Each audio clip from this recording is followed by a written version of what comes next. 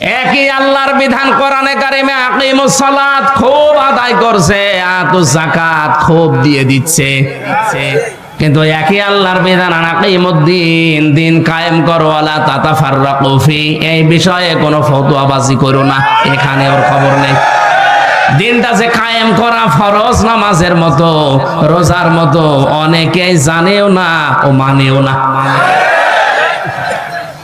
অথচ পৃথিবীতে যত নবী এসেছিলেন, আমি আলেমদের বলছি, প্রত্যেকটা নবীর শরীয়তে কম বেশি কোনো মাসলা মাসাইল নিয়ে একটু ঝামেলা ছিল। হয়তো অনেক নবীর সাথে আমাদের নবীরটা মেলেনি।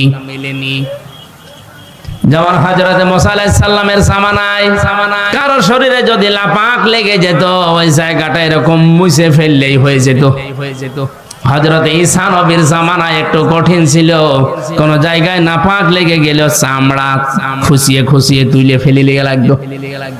আল্লাহ পাক কঠিনটাও দেননি, একেবারে সহজটাও দেননি, আমাদের মাঝামাঝি শরীয়ত দিয়েছেন যে চামড়াও তোলা লাগবে না, আবার মুছে ফেললেও হবে না, 3 বার ধুয়ে ফেলা লাগবে। হ্যাঁ, এই যে মাসলা মাসালে হয়তো বিভিন্ন নিয়ম নীতি নিয়ে মতপার্থক্য ছিল, কিন্তু আদম থেকে শুরু করে আমাদের নবী পর্যন্ত প্রত্যেকের মিশন একটাই ছিল, আনাকিমুদ্দিন ওয়ালা তাতাফাররাকু ফি, নামাজ যেভাবে কায়েম করো, রোজা যেভাবে ফরজ মনে করে করো, দিন কায়েম করা কিন্তু ঠিক ওই রকম ফরজ। আর এই বিষয়ে কোনো পার্থক্য, মতপার্থক্য, ফতোয়াবাজি, দলাদলি চলবে না। আর যত দলাদলি মত পার্থক্য সব এই জায়গায় এসে এদেশে মানুষ যত তার চাইতে দল বেশি, এটা মিথ্যা কথা। কারণ এমনও লোক আছে 1 2 3 দল করে, যখন যে দল উনি ওই দলের কর্মী, যেদিকে বৃষ্টি পড়ে ওইদিকে ছাতা ধরে, এরকম মানুষ আছে না নেই?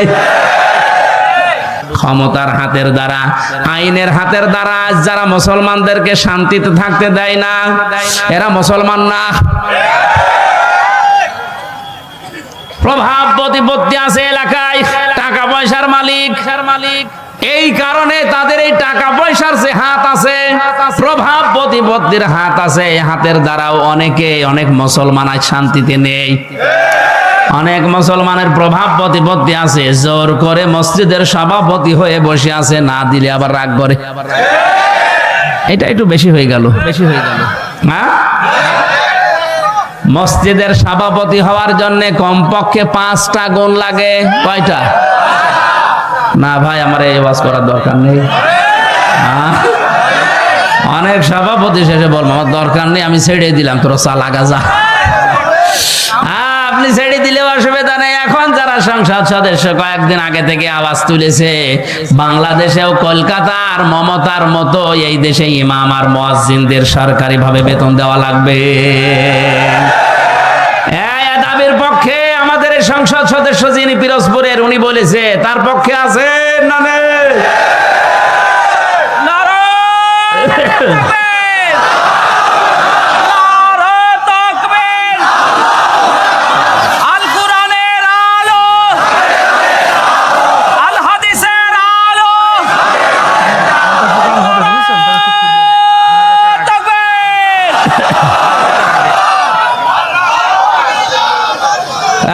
পৌরসভার মেথর যিনি আছেন, ড্রেন পরিষ্কার করে, টয়লেট পরিষ্কার করে, তার যদি বেতন দেওয়া যায় 3 লক্ষ 3.5 লক্ষ, মসজিদের ইমামের বেতন আর মুয়াজ্জিনের বেতন দিতে গেলে আমাদের প্রধানমন্ত্রী পারবে না।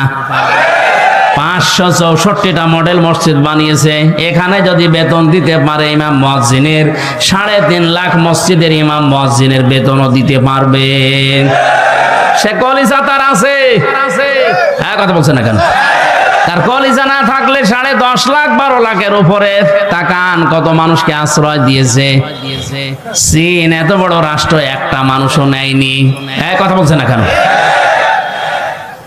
আর সমালোচনা আলোচনা তার বিরুদ্ধে পক্ষে বিপক্ষে আছে, কিন্তু তার কয়েকটা কাজ কিন্তু খুব ভালো। বিশেষ করে একটি খামার একটি বাড়ি, এই প্রকল্পের মাধ্যমে অনেকে আজ একটা কর্মজীবন পেয়েছে, একটা মাথা গোজার ঠাঁই পেয়েছে। প্রধানমন্ত্রীর জীবনে কিছুই যদি আল্লাহর ভালো না লাগে, এই কাজটা ভালো হবে, কারণ এটা কোরআনে কারিমের সূরা মুদ্দাসসির থেকে নেওয়া।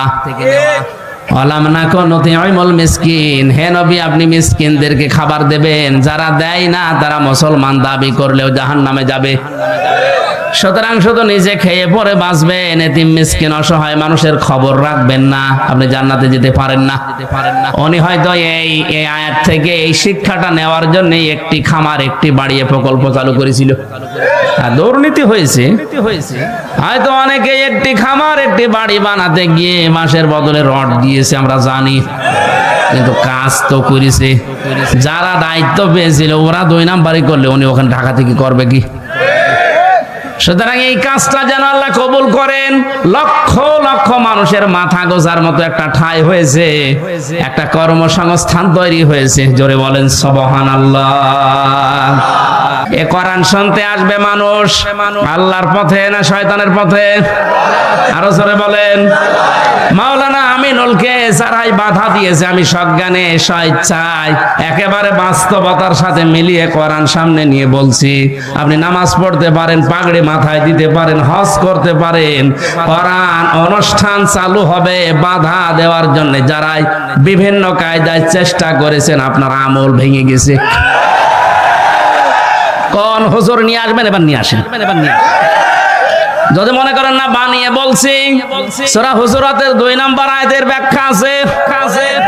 বিশ্ব নবীর উপরে যদি কেউ কথা বলে তাহলে তার আমল আল্লাহ নষ্ট করে দেয়, অথচ লোকটা জানেও না যে আমার আমল নষ্ট হয়ে গেল কি করে।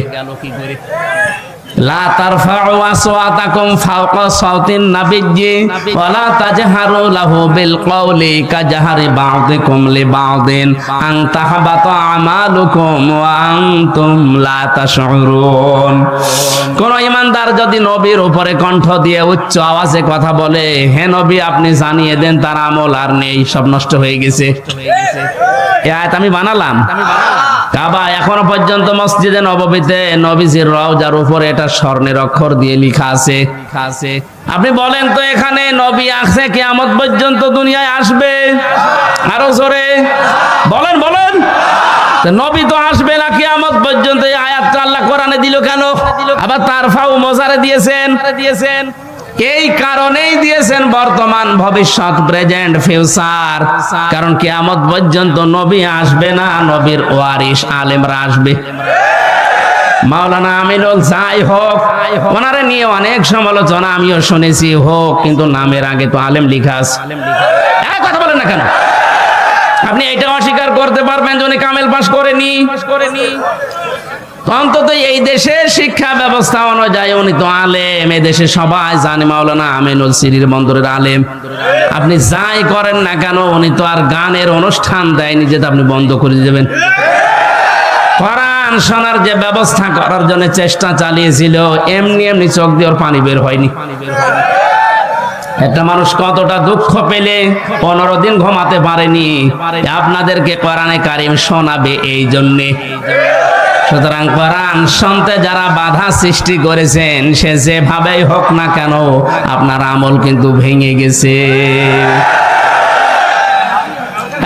এদিকে তাকান। আমার ভাইরা, আমি মাওলানা আমিনুলের কথা এমনি বলি না, যেহেতু নবীজির ইন্তেকালের আগে যে কথা ছিল গুরুত্বপূর্ণ কয়টা, তার ভেতরে এটা একটা। আল উলামা ওয়ারাসাতুল আম্বিয়া, আলেমরা আমি নবীর ওয়ারিস।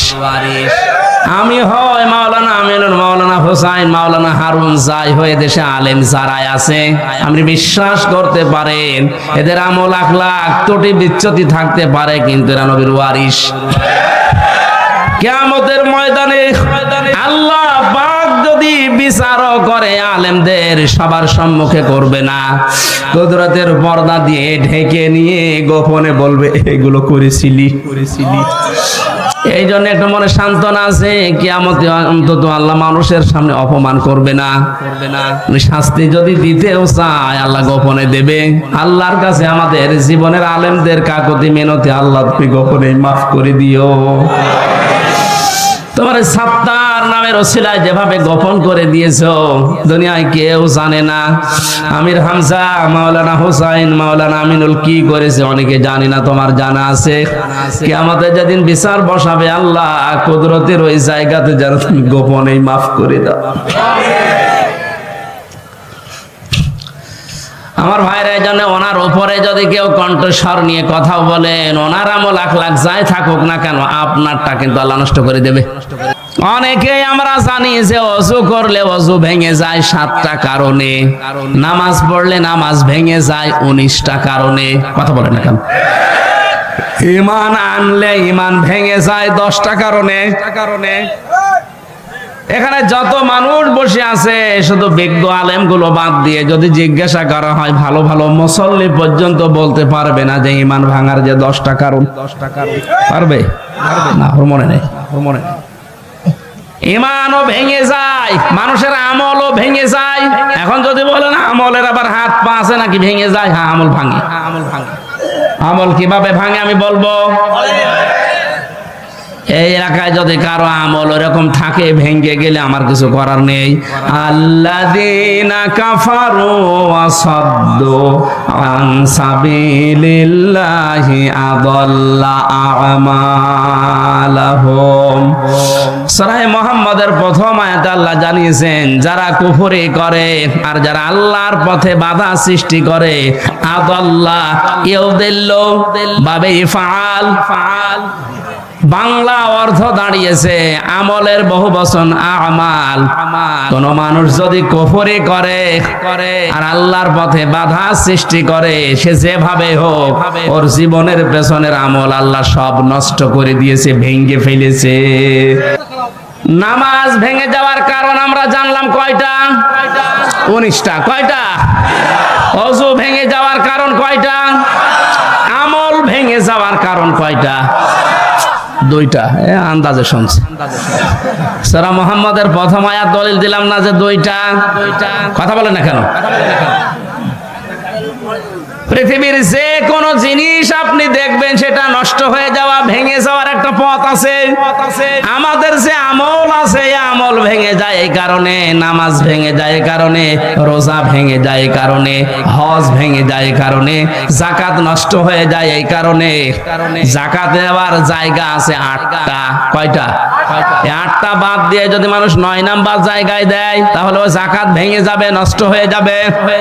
জান্নাত যাওয়ার জন্য যেটা আসল দরকার ঈমান, ঈমানও মাঝে মাঝে ভেঙে যায়। আসতে বলেন। ঈমান ভাঙে না?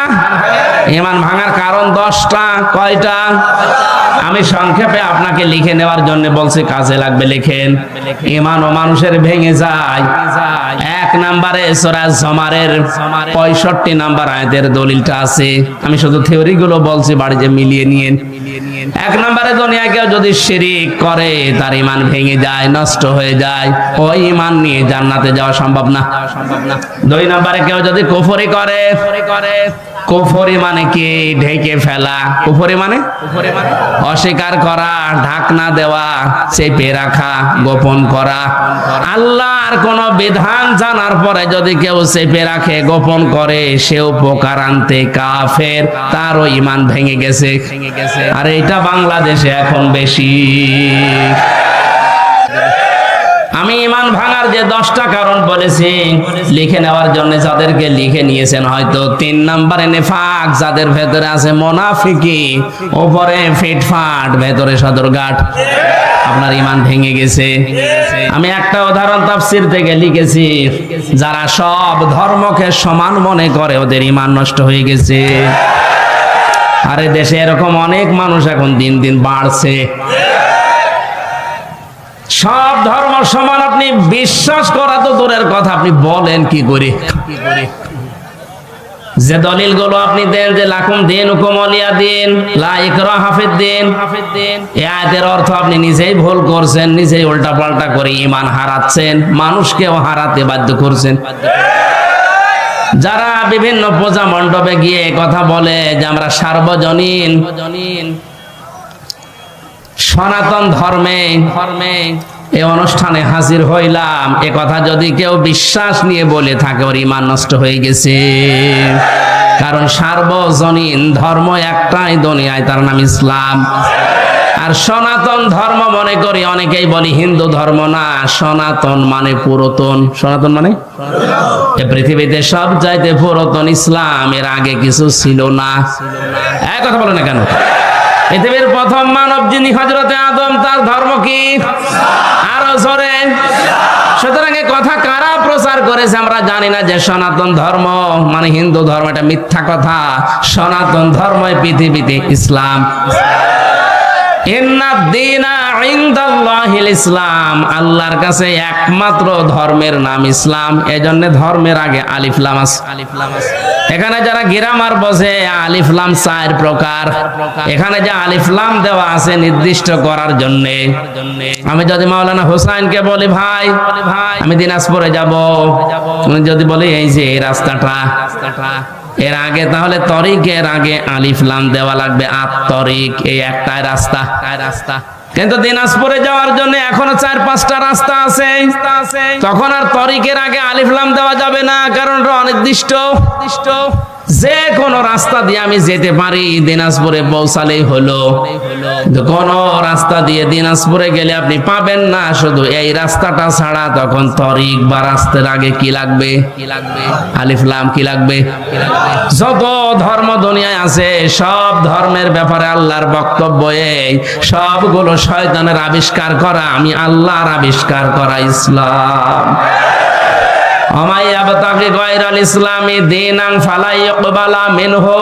ইসলাম বাদ দিয়ে অন্য কোন ধর্ম নিয়ে, অন্য কোন জীবন ব্যবস্থা নিয়ে কেউ যদি আল্লাহকে রাজি করতে চায়, ওর জীবনের কোনো কিছু আল্লাহ কবুল করছে না, করবে না। তাহলে আয়াতগুলো দ্বারা কি প্রমাণ হয়? সব ধর্ম সমান। আরো জোরে। অনেকে এখন ফতোয়া বের করছে যে আমরা উদারতা দেখাতে গিয়ে বলি আপনি কি আল্লাহর চাইতে বেশি উদার। আশা করছি এটা যারা ভুল বুঝে হোক আর জেনে শুনে হোক ষড়যন্ত্র করে বলছেন, আপনার ঈমান ভেঙে গেছে। 4 নম্বরে নবী ছাড়া যারা অন্য কারো আদর্শ ভালো মনে করে। কয়েকদিন আগে একটা জরিপ পেয়েছিলাম, এদেশে বিশ্ব নবীকে একমাত্র আদর্শ মেনে চলে মাত্র 100 জনের 15 জন। তাহলে এই যে পয়েন্টগুলো আমি কোরআন থেকে হাদিস থেকে লিখেছি, প্রত্যেকটার পেছনে হায়াতের দলিল আছে। আমি দলিলগুলো লম্বা করে বলতে পারছি না, শুধু আমার সাবজেক্টে যাব তাই। যারা আজ বিশ্ব নবী বাদ দিয়ে অন্য কাউকে আদর্শ মানে, তাদের সংখ্যা এই দেশে 85 জন। কত?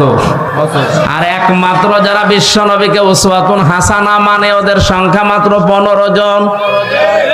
আপনি হিসাব করে বলেন, আমরা খালি চিল্লাই যে দেশে 96% মুসলমান। হ্যাঁ, মুসলমান আছে, ওই আদমশুমারিতে আছে, আর ওই আগা কাটা আছে। অনেকেই ভাবে যে আগা কেটে দিলেই মুসলমান। ছাগল কি? ছাগলের তো দিয়ে, ছাগলের দেয় না।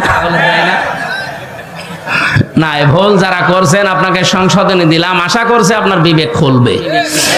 এরপরেও যদি আপনি একেবারে সে আবু জেহেলের মতো অনড় হয়ে থাকেন, আমার মনে হয় আপনার হেদায়েত কপালে আর নেই। 5 নম্বরে আল্লাহর বিধান যাদের ভালো লাগে না, এটা সূরা মুহাম্মদের 9 নম্বর আয়াতে আছে। এদেশে এখন নেই। আল্লাহর কোন বিধানকে আপনি যদি খারাপ মনে করেন, হ্যাঁ আপনার বুঝে আসছে না, সেটা আলাদা। কথা বলছেন। আল্লাহর বিধানকে খারাপ মনে করলে ঈমান নষ্ট হয়ে যায়, ভেঙে যায়, ব্যর্থ হয়ে যায়। 6 নম্বরে দিনের কোন বিধানকে নিয়ে কেউ যদি কটাক্ষ করে, উপহাস করে, মর্যাদা দিতে না চায়, এটা আজ দিন দিন বাড়ছে। আল্লাহর বিভিন্ন বিধান নিয়ে মানে তো না, আরো কটাক্ষ করে, আরো উপহাস করে উড়িয়ে দেয়। আমি একটা উদাহরণ দিচ্ছি আল্লাহর কোরআন থেকে, একটু খেয়াল করে শোনেন। কোরআনের কোন আয়াত বোঝার জন্য কেউ যদি চেষ্টা করে, তার কিন্তু 500 রাকাত নফল নামাজের সওয়াব। ইন্নাল্লাযীনা কাযযাবু বিআয়াতিনা ওয়াস্তাকবারু আনহা লা তুফাত্তাহু লাহুম আবওয়াবুস সামা ওয়া লা ইয়াদখুলুনাল জান্নাহ। আল্লাহ পাক বলেন, হে নবী, নিশ্চয় যারা আমি আল্লাহর আয়াতকে অবিশ্বাস করে, মিথ্যা মনে করে, আর যখন আমার আয়াত দিয়ে ওয়াজ করা হয়, তাফসীর করা হয়, ব্যাখ্যা করা হয়, সতর্ক করা হয়, ও মানুষ সতর্ক না হয়ে অহংকার করে আরো উঠে চলে যায়। ওয়াস্তাকবারু আনহা, ইস্তেকবার করে, অহংকার করে, দাম্ভিকতা দেখিয়ে মুখ ফিরিয়ে চলে যায়। লা তুফাত্তাহু লাহুম, তুফাত্তাহু মুসারে বর্তমান, ভবিষ্যৎ, প্রেজেন্ট, ফিউচার, তার জন্য খোলা হচ্ছে না, হবে না। আবওয়াব সামা, বাবের বহু বচন আবওয়াব, বাব মানে দরজা, আবওয়াব মানে দরজা সমূহ, সামা মানে আকাশ, আকাশের একটা দরজাও তার জন্য খোলা হচ্ছে না, হবেও না। এতটুকু আল্লাহ শেষ করেননি, পরবর্তী কথা আরো কঠিন। ওয়ালা ইয়াদখুলুনাল জান্নাহ, ওরা জান্নাতে যাচ্ছে না, যাবে না। আপনি হিসাব করছেন পেছনের হাত দিয়ে। আজ যারা আল্লাহর আয়াতকে অবিশ্বাস করেন, কটাক্ষ করেন, মিথ্যা মনে করেন, অহংকার করে মুখ ফিরিয়ে চলে যান, আপনার কিন্তু জীবনের বড় ক্ষতি দুইটা। আকাশের দরজা সব সময় আপনার জন্য বন্ধ, আপনার আমল ওঠা বন্ধ হয়ে গেছে। 2 নাম্বার, আপনি জান্নাতে কোনোদিন যাচ্ছেন না, যাবেনও না। আল্লাহ একটা উদাহরণ দিচ্ছেন, হাত্তা ইয়ালিজাল জামালু ফি সামিল খিয়াত। হাত্তা মানে যতক্ষণ পর্যন্ত, ইয়ালিজা মানে প্রবেশ করা, যতক্ষণ পর্যন্ত প্রবেশ না করে সূচের ওই ছিদ্র দিয়ে উট, তার মানে সূচের ছিদ্র দিয়ে উট প্রবেশ করা যেরকম অসম্ভব, ওই মানুষগুলোর আল্লাহর জান্নাতে যাওয়া ওই রকম অসম্ভব। আল্লাহ উদাহরণটা দিয়ে জানিয়েছেন, বান্দা তোর জন্য আমার জান্নাতে যাওয়া সম্ভব না। সুতরাং আল্লাহর আয়াত নিয়ে যারা কটূক্তি করছেন, তারা থামেন, আপনার জন্য জান্নাতে যাওয়া সূচের ছিদ্র দিয়ে উট যাওয়ার মতো কঠিন। আল্লাহ শেষ করে দিলে হয়তো আমি বলতাম না, এর পরবর্তী কথা আরো কঠিন। ওয়াকাযালিকা নাজিসিল মুজরিমিন, আল্লাহ বলেন এইভাবে করে আমি পাপিষ্ঠদেরকে শাস্তি দেব। লাহুম মিন জাহান্নামা মিহাদু ওয়া মিন ফাওকিহিম গাওয়াশ ওয়াকাযালিকা নাজিসিজ যালিমিন। এই যে মানুষগুলো যারা আল্লাহর আয়াত নিয়ে, আল্লাহর কোরআন নিয়ে, আল্লাহর বিধান নিয়ে কটূক্তি করে, উপহাস করে, এরা নামাজ পড়তে পারে, রোজা রাখতে পারে, দাড়ি রাখতে পারে, মারা যাওয়ার সঙ্গে সঙ্গে আমি আল্লাহ কবরটা জাহান্নাম বানিয়ে দেব। আল্লাহ শুধু এতটুকুই দেননি, আল্লাহ এর পরবর্তী শব্দের দিকে খেয়াল করেন, মিহাদু ওয়া মিন ফাওকিহিম গাওয়াশ, ওদের কবরের ভেতরে রাখার সঙ্গে সঙ্গে পেছনে নিচে যে বিছানাটা, এটা হয়ে যাবে আগুনের বিছানা, উপরে দেওয়া হবে আগুনের চাদর। জোরে বলেন নাউজুবিল্লাহ। এই আয়াতটা আমার চোখের সামনে যখন আসে, আমি দেখতে পাই এদেশে অনেকেই এখন এই আয়াতে শামিল। অথচ এরকম মানুষ মারা গেলে আমরা অনেকে উপরে ফুল দিয়ে রাখি। হ্যাঁ, কথা বলে না কেন? সারা জীবন যে আল্লাহর আয়াতকে উপহাস করে, ঠাট্টা করে, আল্লাহর বিধানকে যার পছন্দ হয় না, এ মানুষটা মারা গেলে উপরে ফুল কেন? 2 তলা বিল্ডিং কেন? 15 তলা বিল্ডিং বানিয়েও কাজ নেই, কারণ আল্লাহ নিজে ওরে জাহান্নামের চাদরের বিছানা দেবে, জাহান্নামের চাদর দিয়ে ঢেকে দেবে। জোরে বলেন নাউজুবিল্লাহ। আমার ভাইরা, যেন ঈমান যেন আপনার ভেঙে না যায়, সতর্ক থাকবেন। 7 নম্বরে যারা জাদুকর, এদের ঈমান ভেঙে যায়। এলাকায় মনে হয় নেই। 8 নম্বরে মুসলমানদের বিরুদ্ধে যারা ষড়যন্ত্র করে, এটা এখন বেশি। হ্যাঁ, কথা বলেন না কেন? মুসলমানদের বিরুদ্ধে, মানুষের বিরুদ্ধে না, মুসলমানদের বিরুদ্ধে যারা ষড়যন্ত্র করে, এই লোকটার ঈমান ভেঙে যায়।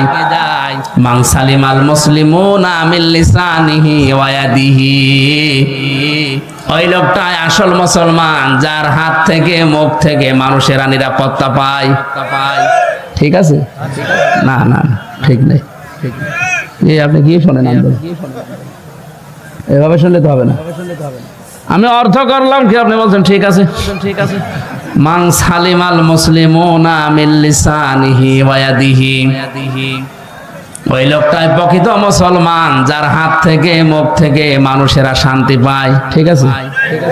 হয়নি। কি শোনে? ওরা আলেম বলে। আরে ভাই শব্দের দিকে খেয়াল করে শুনবেন, আমার ভুল হলে ধরে দেবেন। এমনি এমনি আপনি স্টেজে বসে আছেন।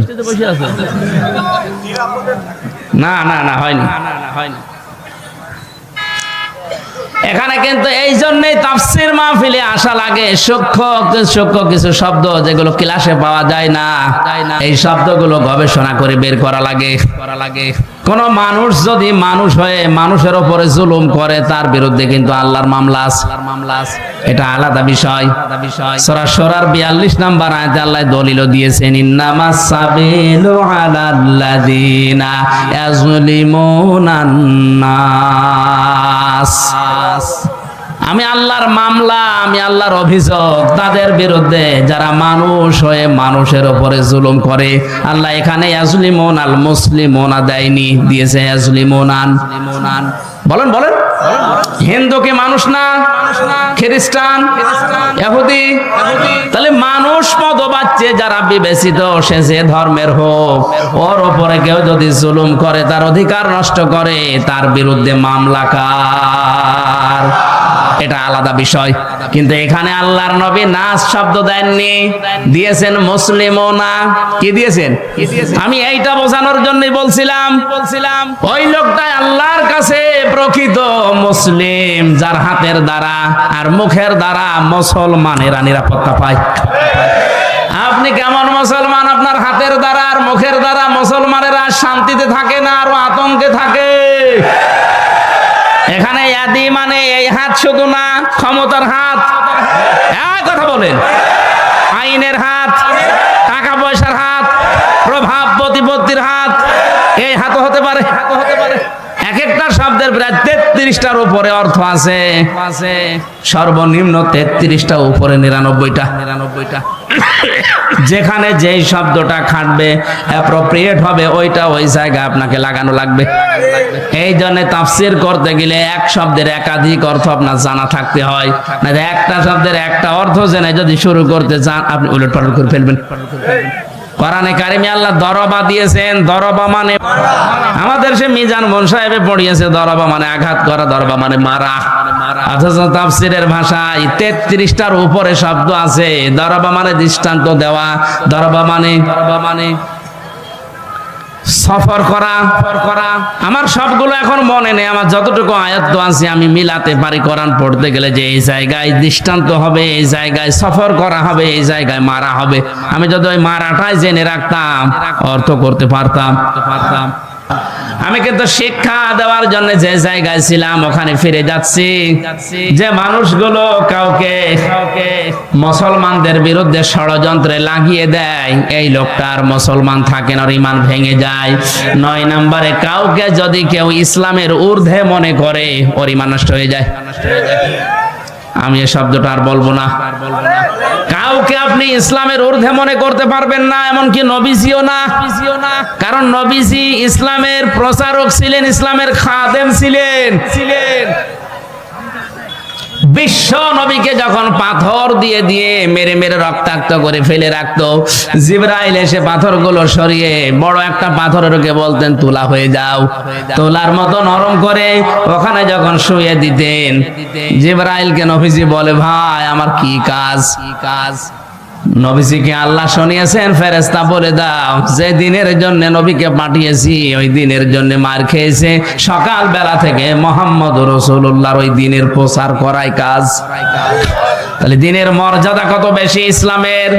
এজন্য ইসলামের ঊর্ধ্বে কাউকে মনে করা যাবে না, সে যেই হোক। কথা বুঝতেছেন? আমার কাছে আগে ইসলাম, আমি মুসলিম হিসাবে, এরপরে অন্য কিছু। 10 নম্বরে ইসলামের কোন বিধানকে যারা ঘৃণা করে, এটা সূরা সেজদার 22 নম্বর আয়াতের ব্যাখ্যায় পাবেন। তাহলে আমি বলছিলাম দুনিয়াতে অনেক কিছু আছে যেগুলো করলে হয় না, ভেঙে নষ্ট হয়ে যায়। এই পৃথিবীতে শয়তানের যে বন্ধু, এই বন্ধু কিন্তু ভেঙে যায়। শয়তানের সাথে যারা বন্ধুত্ব করে, এই বন্ধুত্ব ভেঙে ফেলার বুদ্ধি আছে না নেই? আমরা যারা শয়তানের সাথে বন্ধুত্ব করলাম, এই যে অপচয় করে, অশ্লীলতা ছড়ায়, যৌনতা ছড়ায়, নবীদের, তার মানে নবীর ওয়ারিসদের মুখের উপরে জোরে কথা বলে, আল্লাহর পথে চলতে বাধা দেয়, এগুলো সব শয়তানের কাজ। কার কাজ? আল্লাহ আমাদেরকে হেফাজত করুন, বলেন আমিন। সূরা জুমার মাত্র 2টা আয়াত পড়েছিলাম। এমন গুরুত্বপূর্ণ বিষয় আল্লাহ আয়াতের ভেতরে দিয়েছেন, একটু খেয়াল করে তাফসীর আকারে শোনেন। ইয়া আইয়ুহাল্লাযীনা আমানু ইযা নুদিয়া লিস-সালাহ। আল্লাহ পাক বলেন, ঈমানদারেরা যেদিন আযান দেওয়া হয়, ইলা ইয়াউমিল জুমআ, ইযা নুদিয়া লিস-সালাতি মিন ইয়াউমিল জুমআ, জুমার দিন যখন আযান দেওয়া হয়, ডাকা হয়, আহ্বান করা হয়, ঘোষণা দেওয়া হয়, ফাসআউ ইলা যিকিরিল্লাহ, তোমরা আল্লাহর জিকিরের দিকে, নামাজের দিকে দৌড়াও। কে বলছেন? আরো জোরে বলেন। ওয়াজারুল বাই, দুনিয়ার সব বেচা কিনা কাজ কারবার বন্ধ করে দাও। যালিকুম খায়রুল লাকুম ইন কুনতুম তা'লামুন, এইটাই ভালো কাজ। এইটা যদি তোমরা বুঝে থাকো। এবার আসেন তো আয়াতের বাস্তব ব্যাখ্যা কি? আল্লাহ পাক শব্দটা দিয়েছেন ইযা নুদিয়া লিস-সালাতি মিন ইয়াউমিল জুমআতি ফাসআউ ইলা যিকিরিল্লাহ, যখন আযান হয়ে যাবে সব কাজ কাম বন্ধ করে দিয়ে দৌড়াও নামাজের দিকে। কিসের দিকে? আরো জোরে বলেন। আর আমরা হাদিস শুনেছি এতদিন যে নবীজি জানিয়েছেন, কেউ যেন নামাজের জন্য দৌড়িয়ে মসজিদে যাবা না। শুনেননি? শুনছি মানে কি? এটাই সঠিক হাদিস। মুসলিম শরীফের হাদিস হচ্ছে, কেউ যেন মসজিদে দৌড়িয়ে যাবা না নামাজ পড়ার জন্য। ফজরের নামাজে নবীজি নামাজ আদায় করছেন, নামাজের ভেতরে ধপ ধপ করে কিছু আওয়াজ শুনলেন। নামাজ শেষ হয়ে গেল, ঘরে বসলেন, ডাক দিয়ে বললেন, সাহাবীরা নামাজের ভেতরে আমার কানে আওয়াজ এসেছে, ধপ ধপ করে আওয়াজ হচ্ছিল, কিসের? সাহাবীরা বলে, হুজুর আমরা ফজরে টের পেয়েছি দেরিতে, জলদি করে ওযু করে মসজিদে আমরা অনেকেই দৌড়িয়ে এসে জামাত ধরেছি। ওই দিন নবীজি হাদিসটি বলেছিলেন যে তোমরা কেউ দৌড়িয়ে জামাত ধরবা না, যতটুকু পারা যায় ধীরে স্থির ভাবে নামাজ পাও, বাকি যেটা পাবে না কাজা করে নেবে। কথা বুঝতেছেন? তাহলে আয়াতের সাথে নবীর কথার কোনো মিল নেই। হ্যাঁ, কই আছে? কই আল্লাহ বললেন দৌড়াও, নবীজি বললেন দৌড়ানোর দরকার নেই। আল্লাহ দৌড়াতে বলেছেন এই কারণে, আপনার যেন নামাজ গুরুত্ব দিয়ে, যখন দুনিয়াতে নামাজের সিস্টেম চালু হয়ে যাবে, আজান হয়ে যাবে, সব কাজ কাম আপনার জন্য এখন বন্ধ। আল্লাহ এইটা বোঝাতে চেয়েছেন যে কাজ কামে লিপ্ত থাকতে গিয়ে যেন আল্লাহ নামাজের জামাত শেষ হয়ে না যায়। এজন্য আগে থেকে প্রস্তুতি নাও, আগে থেকেই তোমাকে নিজেকে প্রস্তুতি করো। অন্তত মসজিদের সাথে তোমার এই জীবনটা, তোমার অন্তরটা লটকিয়ে রাখো।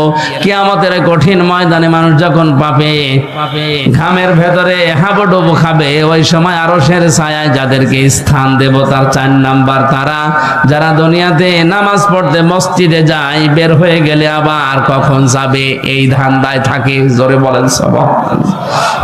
আমরা এই কাজ কারবার গুলো একটু আদায় করি। বলে ফাসাউ ইলা যিকিরিল্লাহর ব্যাখ্যা মানে দৌড়াতে বলেছে এই জন্য যেন আপনি আগে থেকে প্রস্তুতি নেন, নামাজ যেন নষ্ট না হয়ে যায়। এই কারণে সব কাজ কাম বন্ধ করে দিতে বললেন। এদের সাথে বাংলাদেশের বাস্তবতার মিল হয় না, আমি অনেক ক্ষেত্রে দেখেছি। আল্লাহ বলছেন দৌড়াও নামাজের জন্য, সব কাজ কাম বেচা কিনা দোকানপাট যত কিছু আছে বন্ধ করা লাগবে। কে বলছেন? আরো জোরে। দিনাজপুরবাসী খেয়াল করেন, জমার নামাজ আজান থেকে শুরু করে একেবারে শেষ পর্যন্ত আমার মনে হয় 1-1.5 ঘন্টা সময় লাগে। কথা বলছে না কেন? আল্লাহ বললেন তোমাদের এইটাই ভালো কাজ, নামাজে আসো, ওই কাজ বন্ধ করে দিয়ে। আর আমরা দেখছি না 1-1.5 ঘন্টা সময় লাগছে। অথচ এই দেশে এমন অনেক মানুষ আছে 1 ঘন্টায় 5 লাখ টাকা উপায় করে। মানে আপনার বেশি মনে হয়ে যাচ্ছে। ঢাকাতে ডাক্তার মতিয়ার রহমানের বাড়ি খুলনা, অনেক পিত্তথলির পাথর বের করেন অপারেশন ছাড়া। ওনার 15 মিনিট সর্বোচ্চ সময় লাগে এক একটা অপারেশন করতে, 1,20,000 করে টাকা নেয়। তো 1 ঘন্টায় যদি 4টা 5টা করে কত টাকা হয়? উনি 1.5 ঘন্টা নামাজ পড়তে গেলে কমপক্ষে 7 লাখ টাকা ওনার লস হবে। হ্যাঁ, কথা বলছেন এখানে। এখন উনি যদি এই আয়াতের প্রশ্ন করে, আল্লাহ তোমার সাথে তো আমার বাস্তবতা মেলে না, তুমি বলছো যালিকুম খায়রুল লাকুম, এইটাই ভালো কাজ, অথচ আমি দেখলাম না নামাজ পড়তে গেলে আমার 7 লাখ লস। তা আমার তো লাভ হচ্ছে না, লস হচ্ছে। তাহলে কোরআনের এই আয়াত ভুল। কেন আল্লাহ যালিকুম খায়রুল লাকুম দিয়েছেন? এইটাই ভালো কাজ। ইন কুনতুম তা'লামুন, যদি তোমরা জানো। এবার আসেন ব্যাখ্যায়। আল্লাহ এই কারণে দিয়েছেন, আপনি 1.5 ঘন্টায় 7 লাখ টাকা উপায় করলেন। যে সমাজে নামাজ নেই, নামাজের শিক্ষা নেই, হাসপাতাল থেকে অপারেশন করে 7 লক্ষ টাকা ব্যাগে নিয়ে আপনি ব্রিফকেসে ভরে যাচ্ছেন বাড়িতে, 1-1.5 কিলোমিটার দূরে মনে করেন বাড়ি।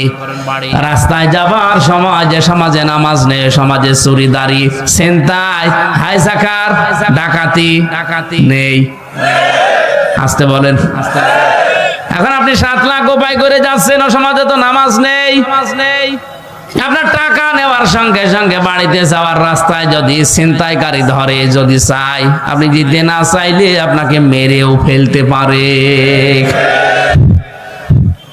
আল্লাহ এই কারণে নামাজের গুরুত্ব দিলেন, কারণ নামাজ যদি কায়েম হয়ে যায়, নামাজের শিক্ষাগুলো যদি ব্যক্তি, পরিবার, সমাজ, রাষ্ট্রে এসে যায়, 7 লাখ না 7 কোটি টাকা সঙ্গে নিয়ে গেলেও তোমার মনে আল্লাহ ছাড়া আর কোন চোর, ডাকাত, হাইজাকার, ছিনতাইকারীর ভয় থাকবে না। এরকম একটা পরিবেশ আল্লাহর নবী মদিনায় গঠন করেছেন না করেন নাই? আরো জোরে। একবারও কি দেখতে মনে চায় না যে নামাজের সমাজটা বাংলাদেশে কায়েম হলে কি করে হাইজাকার মুক্ত, সন্ত্রাস মুক্ত, দুর্নীতিবাজ মুক্ত, সাদাবাজ মুক্ত, চোর ডাকাত মুক্ত একটা জীবন কিভাবে চালানো যায় শান্তিতে, ওটা দেখতে মনে চায় না? আরো জোরে বলেন, চাই না। আল্লাহ এই জন্য এটা বলেছেন যালিকুম খায়রুল লাকুম, এটা ভালো। এজন্য নামাজ কায়েম করো, নামাজকে দাঁড় করাও। হ্যাঁ, নামাজ যখন পরিবারে, সমাজে, রাষ্ট্রে কায়েম হয়ে যাবে নামাজের শিক্ষাগুলো, তখন আর মসজিদে বসে থাকার দরকার নেই।